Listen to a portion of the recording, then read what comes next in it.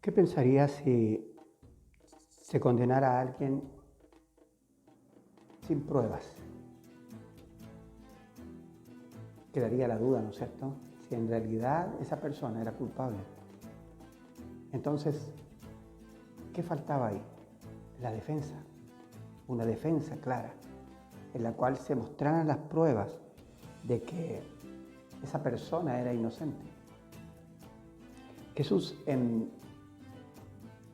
Lucas 24, 44 al 45 dice, y les dijo, estas son las palabras que os hablé, estando aún con vosotros, que era necesario que se cumpliese todo lo que está escrito de mí en la ley de Moisés, en los profetas y en los salmos. Entonces les abrió el entendimiento para que comprendiesen las escrituras. Entonces, ¿qué era lo más importante para Cristo?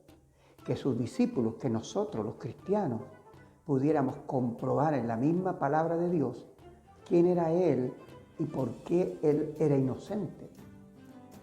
Y por qué era necesario que fuera inocente. Por qué era necesario que fuese sin pecado. Por qué era necesario que fuese Dios mismo y no un ser creado, como en algunas religiones lo tildan. ¿Por qué? Entonces, ¿dónde encontraríamos nosotros esas evidencias? Y esas evidencias las encontraríamos en el Antiguo Testamento. Era la Biblia para los primeros discípulos, para los apóstoles. No había Nuevo Testamento. Y el Nuevo Testamento se escribe producto de la reflexión y de encontrar a Cristo en las Escrituras en el Antiguo Testamento.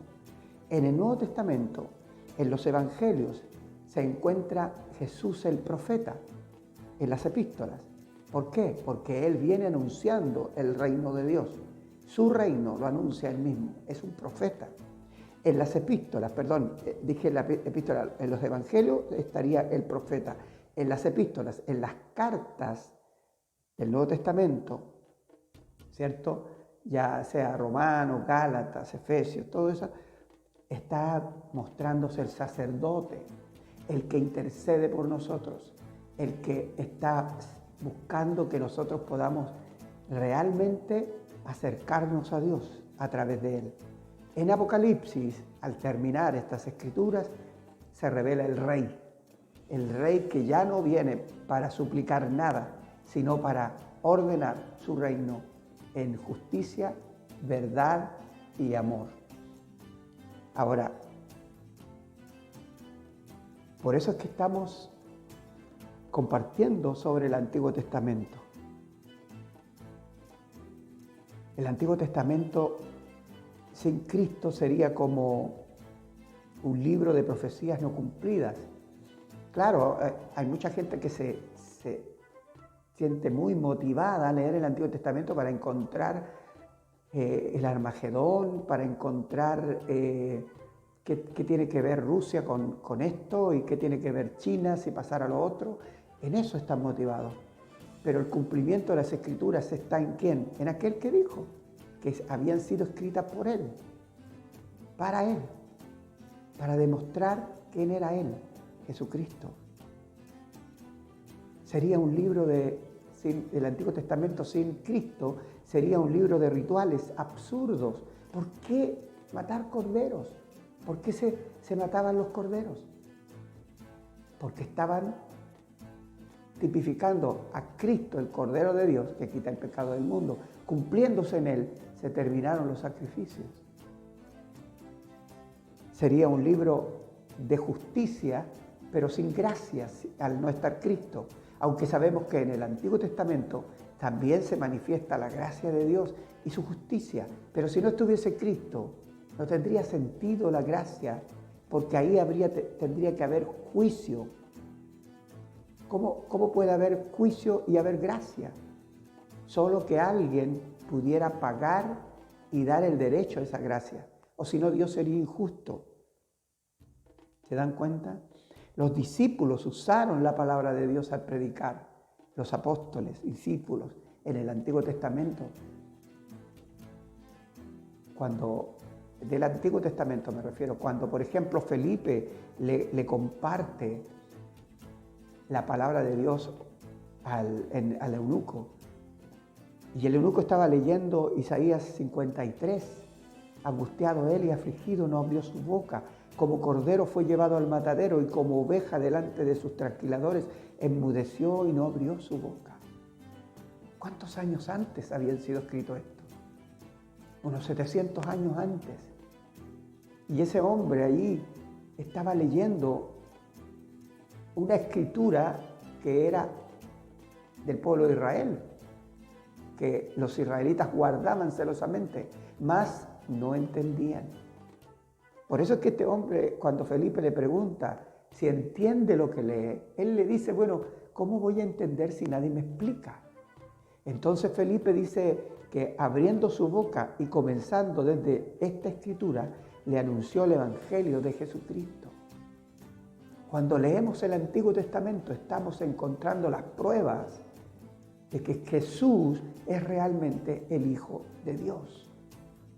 No es simplemente decir, yo leí el Nuevo Testamento, leí las cartas, leí esto y ya con eso me basta. Te faltan las pruebas de lo que los discípulos tuvieron para compartir el Evangelio. Esas pruebas tal vez no le sirven a los demás, pero te sirven a ti. Profundiza en tu fe, como lo está haciendo conmigo en este tiempo que estamos estudiando. Hay una profundidad de la fe. Ahora voy comprendiendo, dices tú, estoy entendiendo que Cristo no es solamente un personaje inventado y que a lo mejor no, si hasta los mismos judíos niegan esta escritura, aunque está clara para nosotros, porque Dios ha abierto nuestros ojos, nos ha dado el entendimiento a través del Espíritu Santo. Jesús mismo declara insensatos. Mire, a esta gente, estos discípulos que iban en el camino de Emaús después de la resurrección, los encuentra por el camino y dice en Lucas 24, del 25 al 27, dice, entonces les dijo, oh insensatos y tardos de corazón para creer todo lo que los profetas han dicho. ¿No era necesario que el Cristo padeciera estas cosas y que entrara en su gloria? Y comenzando desde Moisés y siguiendo por todos los profetas, les declaraba en todas las escrituras lo que de él, escucha bien, lo que de él decían. Ellos iban turbados porque Jesús, el Mesías, que ellos creían que iba a liberar a Israel, había muerto. Y habían dicho por ahí unas mujeres que había resucitado, pero ellos no lo creían, estaban tristes, confundidos. Por eso les dice insensatos. En otras palabras, no han madurado en las Escrituras, no han madurado en ellas. Por eso es que están las emociones a flor de piel y no hay convicción, son incapaces de reflexionar acerca de lo que verdaderamente el Padre ha dicho por medio del Espíritu Santo que ha de ocurrir conmigo. Sin sabiduría para aplicar lo que deberían saber. ¿No nos pasa eso a nosotros?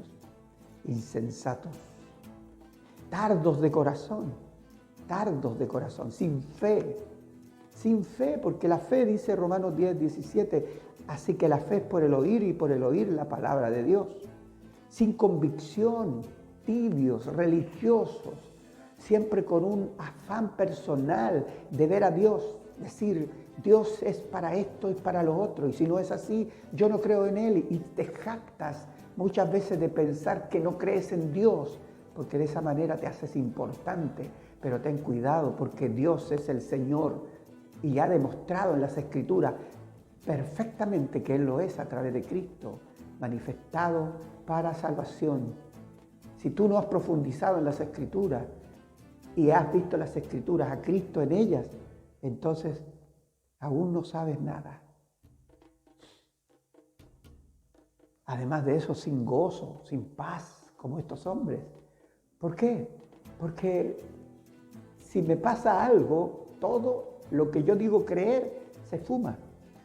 Porque no estoy puesto mis pies en la roca, las pongo en la arena. Y cuando viene el viento y viene el agua, me lleva con todo. Necesitamos tener una relación profunda con Cristo a través de la Escritura, porque yo mismo debo reconocer que soy débil. Y en mi debilidad, al reconocerla, busco la fortaleza de aquel que ha dado bases a mi fe. No simplemente religión, como mucha gente cree. ¿De qué religión eres tú? Porque te escucha hablar de Dios. El cristianismo verdadero no es religioso, no es religioso. Porque el cristiano se relaciona con Cristo en manera personal e íntima, y si asiste a un lugar y comparte con otros, es porque con esas personas se está edificando mutuamente. Esa es la iglesia de Cristo. Gálatas 4:4 dice, pero cuando vino el cumplimiento del tiempo, Dios envió a su Hijo nacido de mujer y nacido bajo la ley. Vino el cumplimiento del tiempo. A su tiempo, Cristo vino para nacer de una mujer virgen, porque ahí es donde está la turbación de los judíos. Y no solamente en eso, está también en la cruz, porque la cruz para ellos hasta el día de hoy es simplemente algo que es inaceptable, saber que esa persona colgada puede ser llamada Señor, puede ser llamada Mesías, porque en la cruz simplemente morían los delincuentes. Eso era maldición, pero Él fue hecho maldición por causa de nuestros pecados, y eso no lo entienden los judíos hasta el día de hoy. ¿Y por qué nació bajo la ley? Para que la ley, ¿cierto?, mostrara realmente lo que somos, pecadores. ¿Que acaso tú has intentado guardar los 10 mandamientos perfectamente y nunca fallar? Si fallas en un tilde de la ley, dice la palabra, te haces culpable de toda la ley. Por lo tanto, tú eres pecador, y porque eres pecador, pecas. No pecando te haces pecador. El perro no ladra porque simplemente se le ocurrió. No, el perro ladra porque es perro. ¿Has visto un chancho ladrando? Yo nunca lo he visto. La naturaleza se expresa en forma natural, y el pecador se expresa pecando. Y por eso es que debemos arrepentirnos, y arrepentirnos, reconocer que Cristo es el Señor, que murió por mí y resucitó por mí para que yo pudiera ser lavado, limpiado, y así pudiera estar en paz con Dios.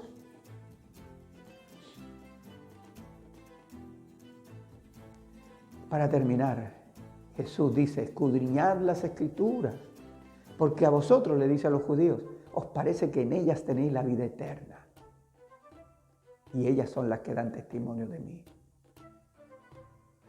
Ellos estaban buscando la vida eterna en sí como nación, hasta el día de hoy. La diferencia entre un judío y un cristiano es que el cristiano necesita un salvador, pero el judío no. El judío busca un libertador de su nación y que le ponga en preeminencia en todas las naciones, cuando en realidad el testimonio de todas las Escrituras, pasando por los mismos israelitas, Abraham y todos los profetas, era para apuntar a aquel siervo sufriente que ellos nunca vieron, pero que un día verán, como ya muchos judíos están viendo y arrepintiéndose, pero aún así se llaman judíos mesiánicos, porque hay un orgullo nacional, hay una sensación de que nosotros somos el centro de toda la humanidad, y no saben que el centro de todo es Cristo. Y nosotros no estamos aquí, y yo no estoy aquí desechando nada, estoy diciendo quién es el centro. Y cuando yo pongo a Cristo en el centro, todo lo demás queda alrededor. ¿Se entiende?